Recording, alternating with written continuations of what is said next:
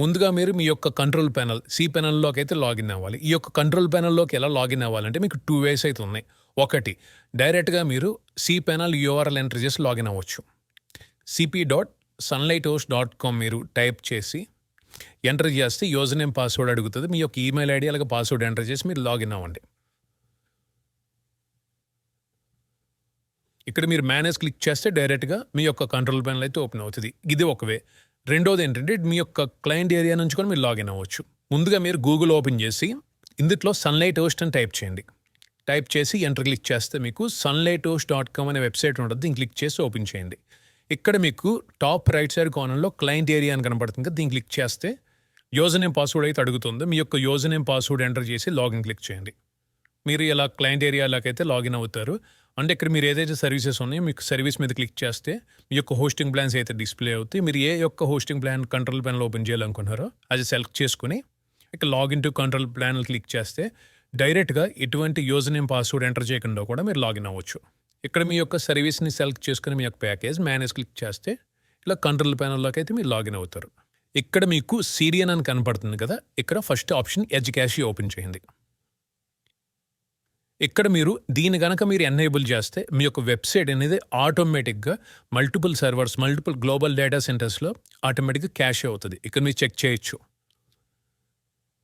And మీరు కిందకి scroll చేస్తే కస్టమ్ క్యాష్ సెట్టింగ్స్ అయితే ఉంది.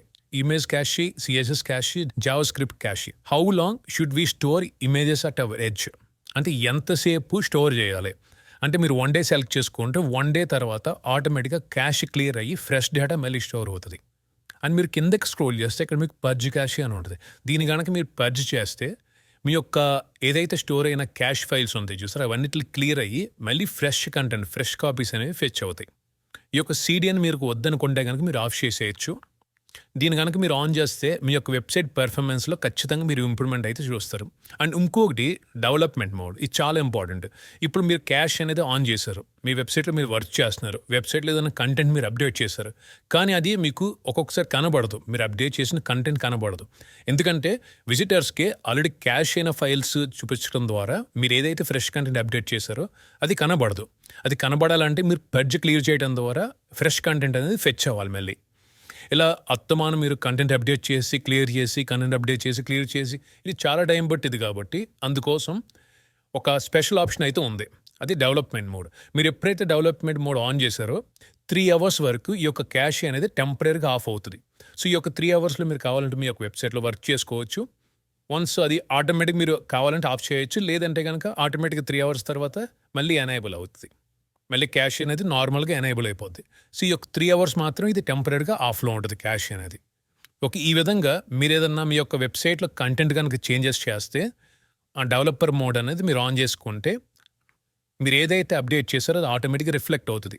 ఎందుకంటే డెవలపర్ మోడ్ మీరు ఆన్ చేసుకోవడం వల్ల 3 అవర్స్ వరకు మీ యొక్క క్యాష్ అనేది టెంపరీగా స్టాప్ అవుతుంది. దాని ద్వారా మీరు ఏదైతే కంటెంట్ అప్డేట్ చేస్తారో అది ఆటోమేటిక్గా రిఫ్లెక్ట్ అవుతుంది. 3 అవర్స్ తర్వాత ఆటోమేటిక్ ఎనేబుల్ అవుతుంది. లేదా మీరు ఆటోమేటిక్ అప్డేట్ చేశారు, మీ యొక్క వెబ్సైట్ క్యాష్ క్లియర్ చేయాలంటే మీకు 2 వేస్ ఉన్నాయి. ఒకటి సి ప్యానెల్లో కిందకి స్క్రోల్ చేసి ఎడ్జ్ క్యాష్ ఓపెన్ చేసి కిందకి స్క్రోల్ చేసి పర్జ్ క్లిక్ చేస్తే మొత్తం మీ యొక్క క్యాష్ అనేది క్లియర్ అయ్యి మళ్ళీ ఫ్రెష్ కంటెంట్ లోడ్ అవుతుంది. అలాగే మీ యొక్క word press admin panel open చేసి స్టాక్ క్యాష్ కనబడుతుంది, దీన్ని ఓపెన్ చేస్తే కిందకి స్క్రోల్ చేస్తే పర్జ్ ఆప్షన్ ఉంటుంది. దీన్ని క్లిక్ చేసిన మీ యొక్క వెబ్సైట్ అనేది క్యాష్ పర్జ్ అవుతుంది. సమ్ టైమ్స్ ఏంటంటే మీరు ఈ రెండు చేసినా కూడా మీరు అప్డేట్ చేసిన కంటెంట్ అనేది కనబడదు. ఎందుకంటే బ్రౌజర్ క్యాష్ వల్ల కూడా కనబడదు. మీ యొక్క బ్రౌజర్ క్యాష్ ఎలా క్లియర్ చేయాలంటే ఇక్కడ మీకు మీరు క్రోమ్ ఓపెన్ చేసిన లేదంటే ఎడ్జ్ బ్రౌజర్ ఓపెన్ చేసిన ఏ బ్రౌజర్ ఓపెన్ చేస్తే ఆ బ్రౌజర్ యొక్క హిస్టరీ ఓపెన్ చేయండి. హిస్టరీ ఓపెన్ చేసిన తర్వాత క్లియర్ బ్రౌజింగ్ డేటా అని కనబడుతుంది. దీన్ని క్లిక్ చేస్తే ఇక్కడ మీకు అడ్వాన్స్ సెలెక్ట్ చేసుకుని ఆల్ టైమ్ సెలెక్ట్ చేసి ఇక్కడ ఇవన్నీ మీరు సెలెక్ట్ చేసుకున్న తర్వాత క్లియర్ క్లిక్ చేస్తే ఆటోమేటిక్గా మీ యొక్క బ్రౌజర్ క్యాష్ కూడా ఆటోమేటిక్గా మీ యొక్క బ్రౌజర్ క్యాష్ కూడా మొత్తం క్లియర్ అవుతుంది. అప్పుడు మీకు ఈజీగా రిఫ్లెక్ట్ అవుతుంది.